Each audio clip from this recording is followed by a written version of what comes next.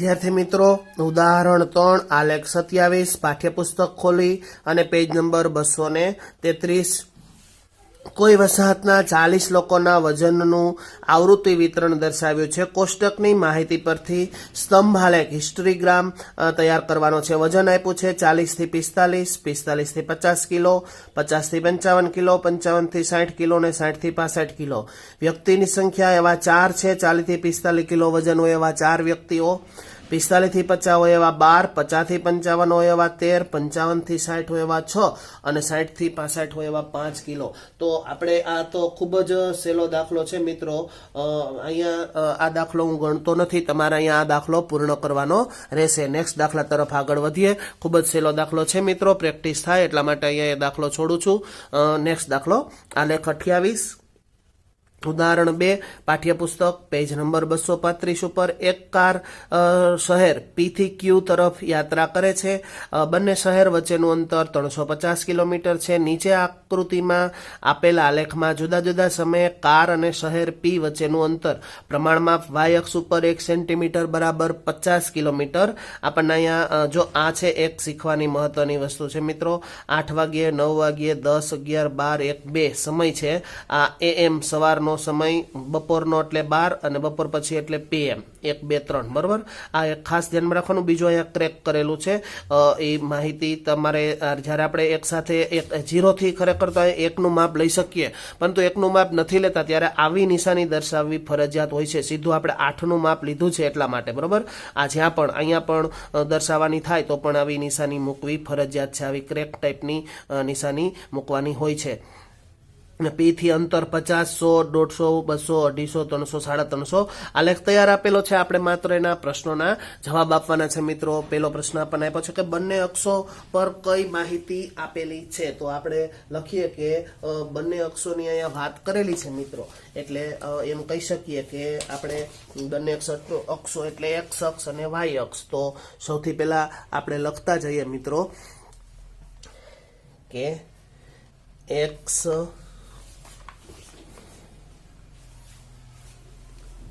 અક્ષ પર એક્સ અક્ષ પર સમય શું આપેલું છે? સમય. અને વાય અક્ષ ઉપર શું આપેલું છે? વાય અક્ષ પર અંતર. માટે મીંડું કરવાનું ભૂલવાનું નહીં. કિલોમીટરમાં આપેલું છે એટલે કાઉન્સમાં લખવાનું કિમી. અંતર કિલોમીટરમાં આપેલું છે. આ પ્રશ્ન જવાબ બોલપેનથી લખવાના છે મિત્રો. બીજો પ્રશ્ન જોઈએ. કારની યાત્રા ક્યારે અને ક્યાંથી શરૂ થઈ છે? તો હવે આપણે જોતા જઈએ મિત્રો કે લખશું સાથે સાથે.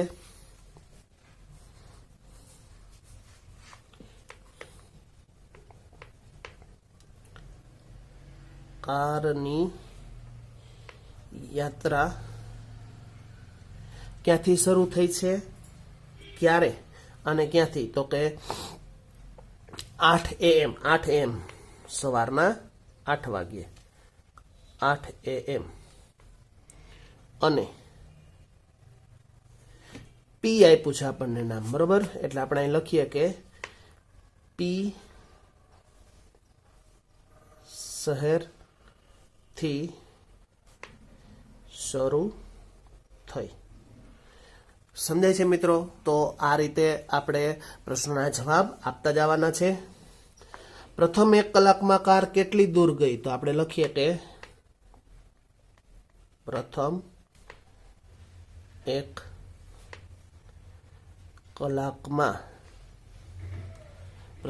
કલાકમાં કાર કેટલી જાય છે? આપણે જોઈ શકીએ 0 થી 50 છે એટલે આપણે લખીશું કે 50 કિલોમીટર દૂર ગઈ બરાબર. નેક્સ્ટ 2 કલાક બાદ અને 3 કલાક બાદ કાર કેટલે દૂર પહોંચી?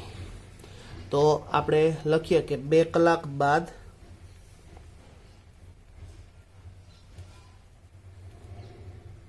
2 કલાક બાદ છે એ 2 કલાક બાદ એટલે અહીંયા બરાબર 150 કિમી અને 3 કલાક બાદ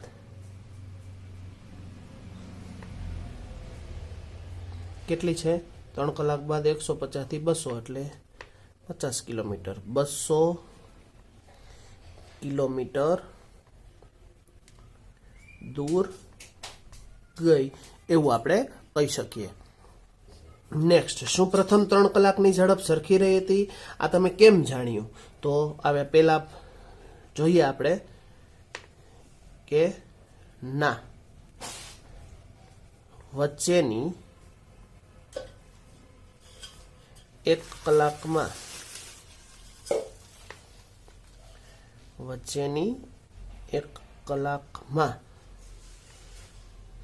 વધુ અંતર કપાયું છે. બરાબર, વધુ અંતર કપાયું છે. ત્યાર પછી જોઈએ કે શું કાર કેટલા સમય માટે કોઈ સ્થળે ઊભેલી? તમારો જવાબનો તર્ક રજૂ કરો. તો આપણે કહીએ કે હા,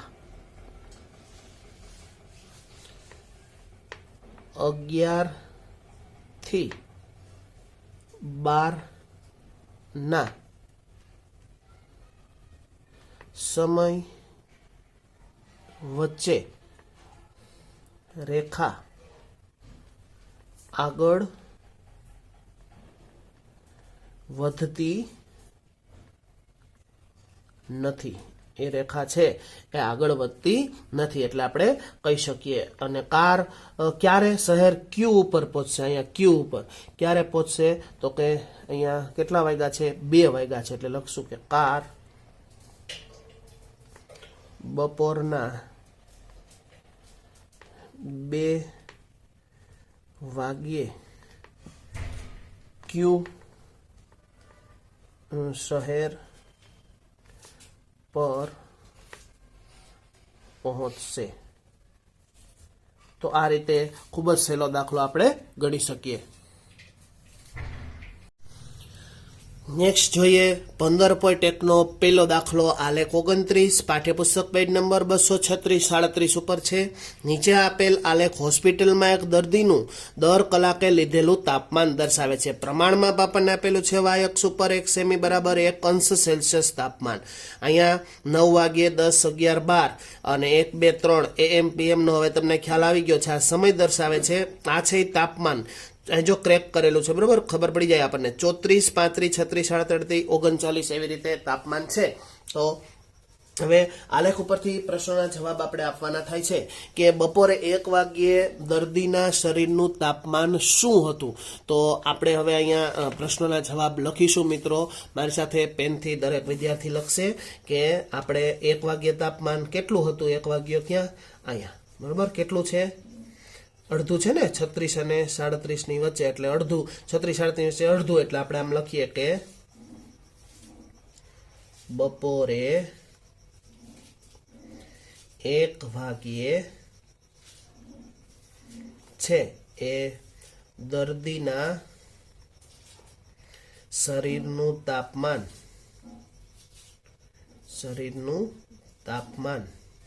કેટલું છે? તો મેં કીધું એમ માથે થશે એટલે 36.5 અંશ સેલ્સિયસ. આમ ચોખ્ખું લખવાનું હતું બરાબર. 36.5 કહી શકાય એને.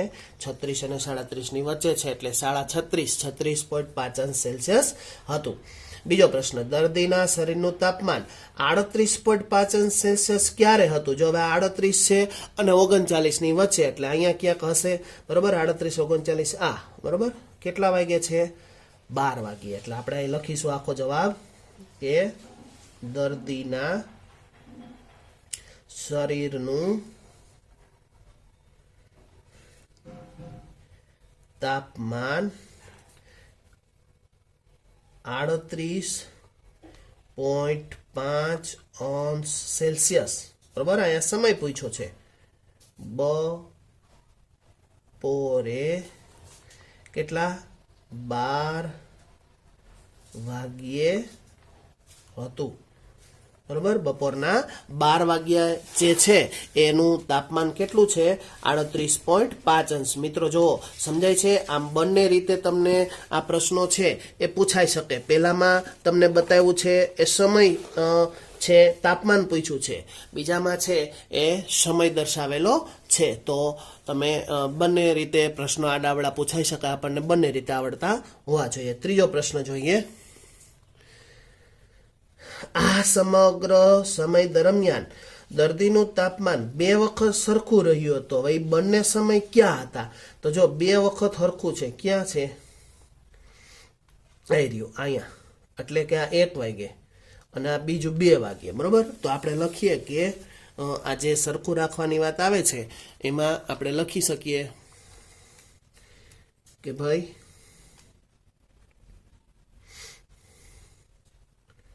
દર્દીનું તાપમાન બપોરના 1 વાગ્યે, બરાબર, 1 વાગ્યે અને 2 વાગ્યે, બરાબર, 1 વાગ્યે અને 2 વાગ્યે એક સરખું રહ્યું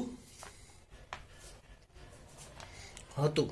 બરોબર, હવે આપણને પૂછ્યું હોત કેટલું છે તો આપણે લખત કે અહીંયા 36.5 અંશ સેલ્સિયસ. પૂછ્યું નથી એટલે આપણે નથી લખતા. પૂછ્યું હોત તો વધારે માહિતી આપત. બપોરના 1:30 વાગ્યે દર્દીનું તાપમાન શું હતું? તો આ 1 અને 2 ની વચ્ચે 1:30. અહીંયા આ તારણ પર તમે કઈ રીતે પહોંચ્યા? તો આપણે લખીએ કે બપોરના 1:30 વાગ્યે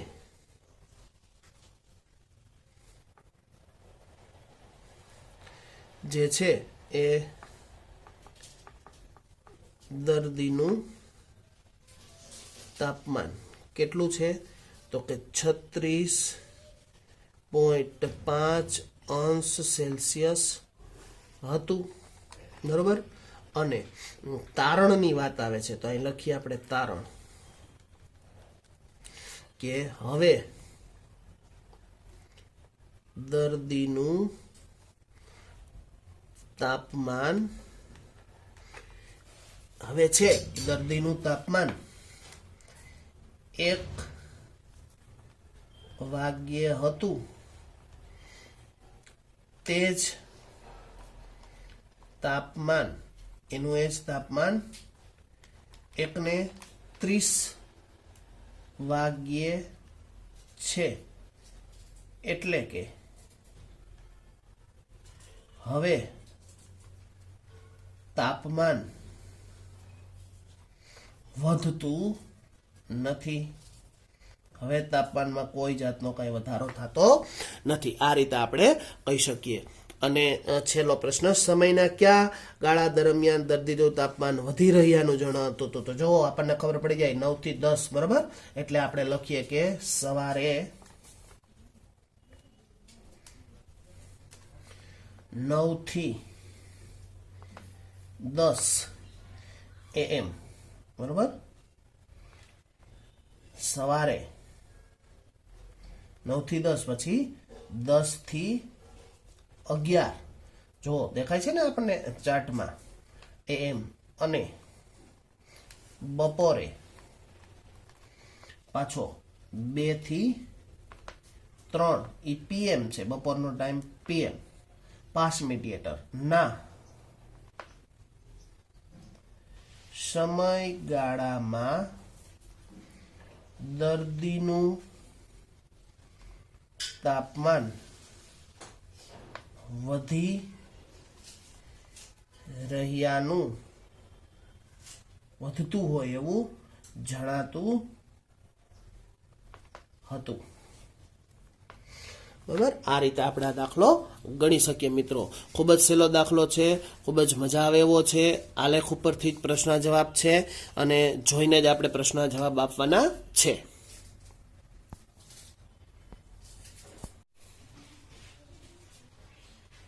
નેક્સ્ટ વિદ્યાર્થી મિત્રો 15.1 દાખલો બીજો આલેખ 30 પાઠ્યપુસ્તક પેજ નંબર 237 આગળ વધીએ.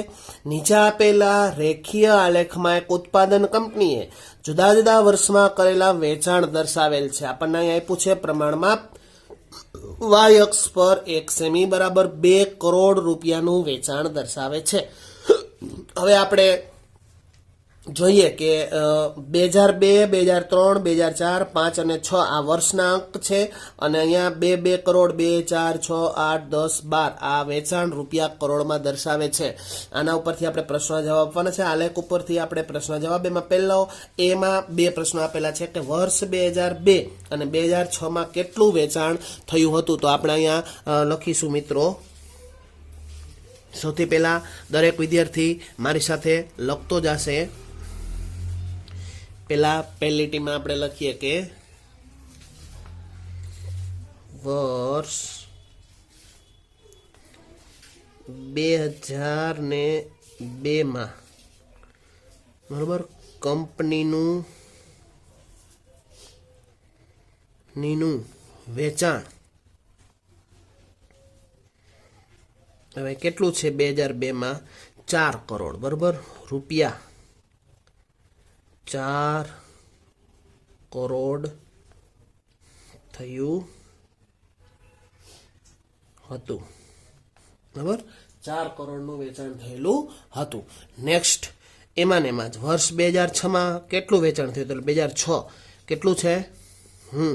અહીંયા 8 કરોડ એટલે લખીએ કે વર્ષ 2006માં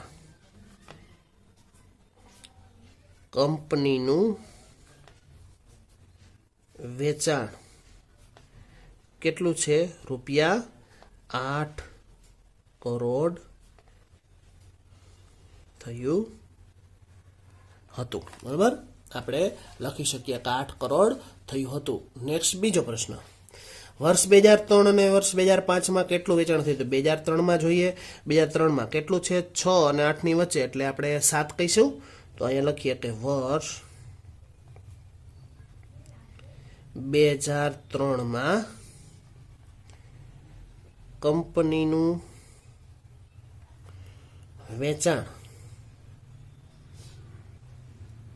રૂપિયા 7 કરોડ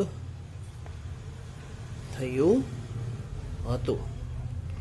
અને એવી જ રીતે વર્ષ 2005માં કંપનીનું વેચાણ 2005માં કેટલું છે? વેરી ગુડ 10 કરોડ રૂપિયા 10 કરોડ થયું હતું બરાબર. આ રીતે આપણે લખી શકીએ. ત્યાર પછી વર્ષ 2002 અને 2006 ના વેચાણ વચ્ચે કેટલો તફાવત હતો?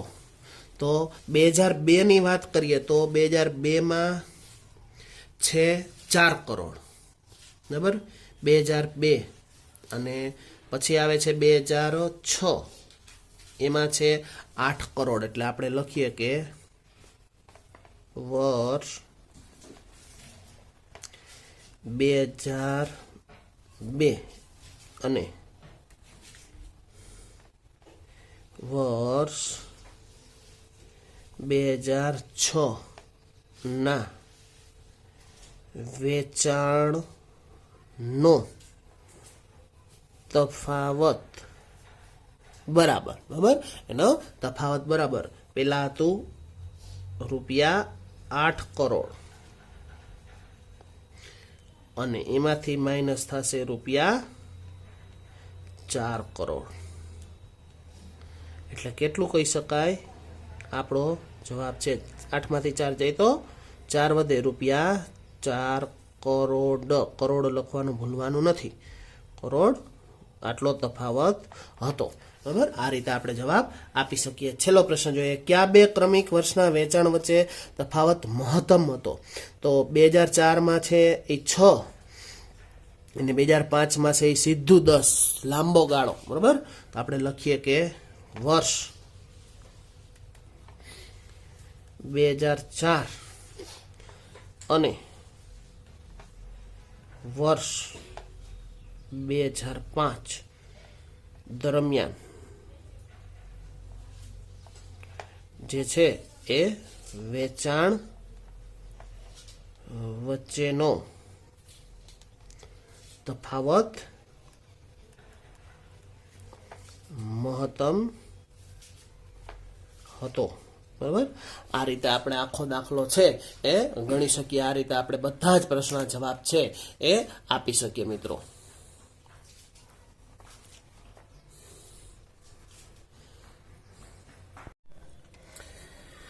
ત્યાર પછી આપણે વિદ્યાર્થીઓ સ્વાધ્યાય 15.1 દાખલા નંબર 3 પાઠ્યપુસ્તક પેજ નંબર 238 ઉપર આલેખ 31 તરફ આગળ વધીએ.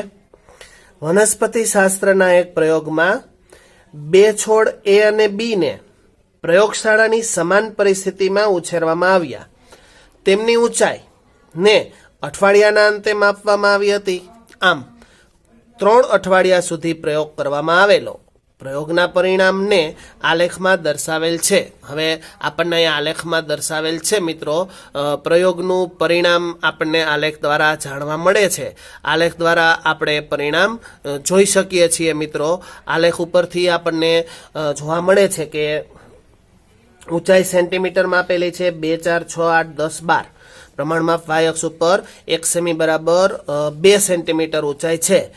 પ્રયોગનો પ્રારંભ એટલે કે અઠવાડિયા, 1 અઠવાડિયું, 2 અઠવાડિયું, 3 અઠવાડિયા, છોડના વિકાસની વાત કરી છે, છોડ એ.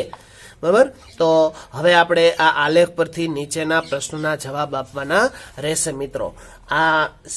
એમાં પહેલો પ્રશ્ન છે કે 2 સપ્તાહ પછી અને 3 સપ્તાહ પછી છોડ એની ઊંચાઈ કેટલી હતી? તો આ 2 સપ્તાહ, બરાબર, 2 સપ્તાહ પછી આપણે અહીંયા જોઈ શકીએ કે 6 અને 8 ની વચ્ચે એટલે અહીંયા 7 અને 3 સપ્તાહ પછી એટલે કે અહીંયા 8 અને 10 ની વચ્ચે એટલે 9 સેમી. તો આપણે એ રીતે કહી શકશું મિત્રો. આ રીતે આપણે એનો જવાબ આપીએ, લખીએ કે એવું લખ્યું કે પેલાનો જવાબ લખીએ, આઈ 2 સપ્તાહ પછી કેટલી હતી? 7 સેમી અને આઈ 3 સપ્તાહ પછી કેટલી હતી? 9 સેન્ટીમીટર ઊંચાઈ હતી. આપણે આવું લખી શકીએ, આપણે આવું કહી શકીએ મિત્રો. નેક્સ્ટ આપણે પ્રશ્ન નંબર 2 જોઈએ કે 2 સપ્તાહ પછી અને 3 સપ્તાહ પછી છોડ બી ની ઊંચાઈ કેટલી હતી? આપણે જોયો એ હતો, હવે બી ની જોઈએ. પહેલા 2 સપ્તાહ એટલે અહીંયા આવશે 7 અને ત્યાર પછી 10. બરાબર, એટલે આપણે અહીં લખીશું કે 2 સપ્તાહ પછી 7 સેમી અને બીજા પ્રશ્નનો જવાબ આપીએ કે 3 સપ્તાહ પછી કેટલી છે? 10 સેન્ટીમીટર. આપણે બી છોડની વાત કરીએ છીએ, ઊંચાઈ હતી. બરાબર, ત્રીજો પ્રશ્ન, 3 સપ્તાહ દરમિયાન છોડ એની ઊંચાઈ કેટલી વધે છે?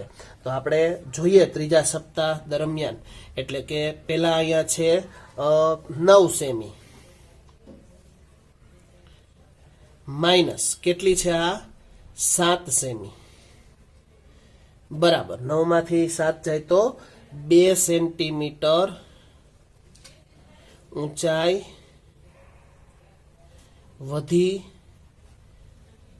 વધેલ છે એવું આપણે કહી શકીએ મિત્રો. આના ઉપરથી એવું તારણ નીકળે. નેક્સ્ટ, બીજા સપ્તાહના અંતથી ત્રીજા સપ્તાહના અંત સુધીમાં છોડ બી ની ઊંચાઈ કેટલી વધી? હવે બીજા સપ્તાહના અંતથી ત્રીજા સપ્તાહના અંત સુધીમાં, તો અહીંયા બીજા સપ્તાહના અંતમાં એટલે આપણે એ લખીશું કેટલું છે તો કે 10 સેમી માંથી ત્રીજા સપ્તાહના અંત સુધીમાં એટલે 7 સેમી બરાબર. 10 માંથી 7 જાય તો 3 સેન્ટીમીટર છોડ બી ની ઊંચાઈ વધી છે એવું આપણે કહી શકીએ. આના ઉપરથી કહી શકાય મિત્રો. કયા સપ્તાહમાં છોડ એ ની ઊંચાઈ સૌથી વધુ છે? તો પહેલા સપ્તાહ દરમિયાન આપણે જોઈએ કે 0 થી 2 બરોબર, એટલે 2 સેમી થયું. પછી બીજા સપ્તાહ દરમિયાન આપણે જોઈ શકીએ, આપણે અહીંયા ગણતરી કરીએ કે ભાઈ પહેલા સપ્તાહમાં, અઠવાડિયામાં, સપ્તાહમાં એટલે 2 સેમી માઇનસ 0 સેમી એટલે કે 2 સેમી. બીજા સપ્તાહમાં જોઈએ, બીજામાં જોઈએ તો કે એમાં 7 સેમી હતું, એમાંથી 2 સેન્ટીમીટર બાદ કરીએ એટલે 5 સેમી.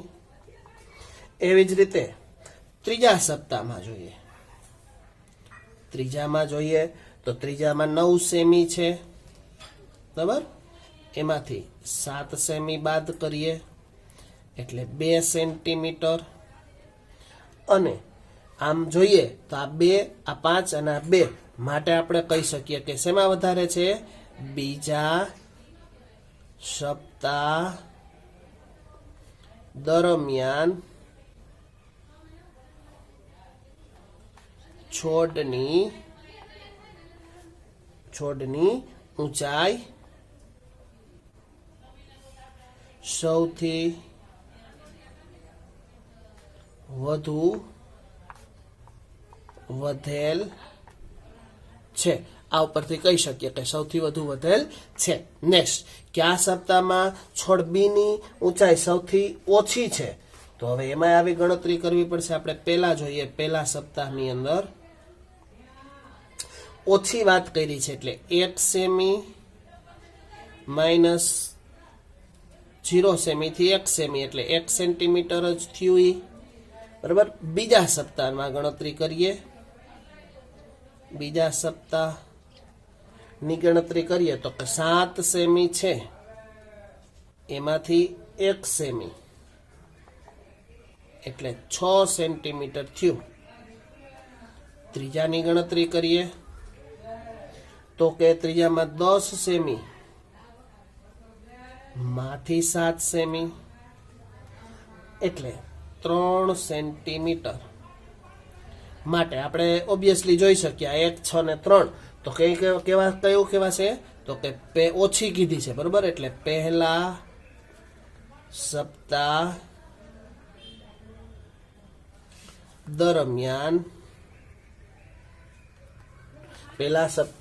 દરમિયાન છોડની ઊંચાઈ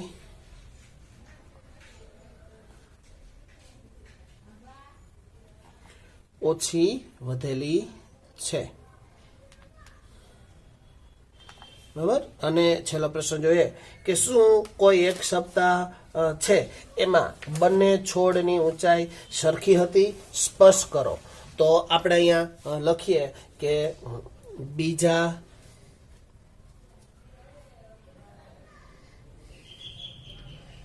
સપ્તાહમાં છોડ એની ઊંચાઈ, બીજા સપ્તાહમાં છોડ એની ઊંચાઈ બરાબર 7 સેમી, અને એવી જ રીતે છોડ બી ની ઊંચાઈ ઈ પણ કેટલી છે? 7 સેન્ટીમીટર છે. એટલે આપણે આ બંને સરખી છે એવું આપણે સ્પષ્ટ રીતે કહી શકીએ છીએ મિત્રો. ત્યાર પછી નેક્સ્ટ આલેખ 32 સ્વાધ્યાય 15.1 દાખલા નંબર 4 પાઠ્યપુસ્તક પેજ નંબર 238 નીચે આપેલા આલેખમાં એક સપ્તાહના દરેક દિવસ માટે પૂર્વાનુમાન કરેલા તાપમાન અને વાસ્તવિક તાપમાન દર્શાવેલું છે.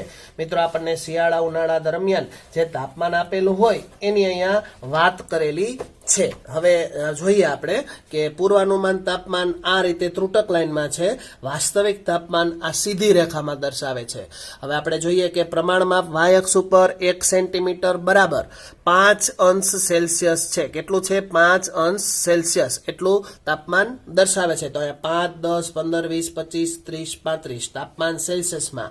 વાર આપ્યા છે દિવસો સોમ, મંગળ, બુધ, ગુરુ, શુક્ર, શનિ, રવિ. હવે આપણે એના ઉપરથી આલેખના પ્રશ્નોના જવાબ આપણે અહીંયા આપવાનો પ્રયત્ન કરીશું. મિત્રો, પહેલો પ્રશ્ન છે કે ભાઈ કયા દિવસે પૂર્વાનુમાન કરેલું જે તાપમાન છે, બરોબર, એ તાપમાન અને વાસ્તવિક તાપમાન છે એ બંને સરખું હતું. તો આપણે જોઈ શકીએ છીએ અહીંયા, એટલે એના ઉપરથી આપણે જવાબ લખતા જઈશું મિત્રો કે